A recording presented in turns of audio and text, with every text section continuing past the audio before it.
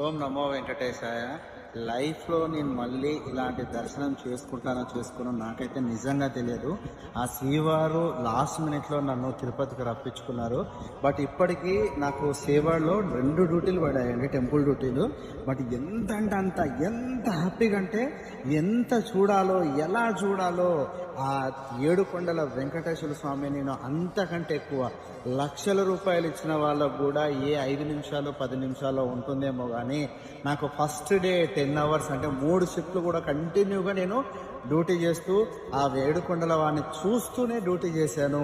మళ్ళీ ఈరోజు నాకు మళ్ళీ టెంపుల్ డ్యూటీ పడింది. మళ్ళీ ఈరోజు 6 అవర్స్ మళ్ళీ ఆ వెంకటేశ్వర స్వామిని మనసారా కనివి తీరా నేను ఎలా కావాలో అలా వెంకటేశ్వర స్వామిని చూసుకున్నాను.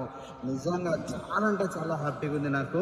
ఎందుకంటే ఎంతో కష్టపడి వచ్చినా కానీ ఇలాంటి దర్శనం అవ్వదు. Thank you so much God. నాకు నిజంగా చెప్తున్నా, మళ్ళీ లైఫ్లో నేను ఆ వెంకటేశ్వర స్వామిని ఇలా చూస్తానో కూడా నాకు తెలియదు. ఈ సేవ వల్ల మాత్రం ఒక 16 గంటలు ఆ వెంకటేశ్వర స్వామి సన్నిధిలో ఆయనను చూస్తూ నేను సేవ చేశాను. నాకు ఈ లైఫ్కి ఇది చాలు. ఇంకా ఇంతకంటే ఎక్కువ భాగ్యం కూడా నాకు కలిగినా ఇంకా అది చెప్పుకోలేను. ఎందుకంటే ఆయనని 16 గంటలు చూడడం అంటే ఆషామాషి కాదు. ఓం నమో వెంకటేశాయ.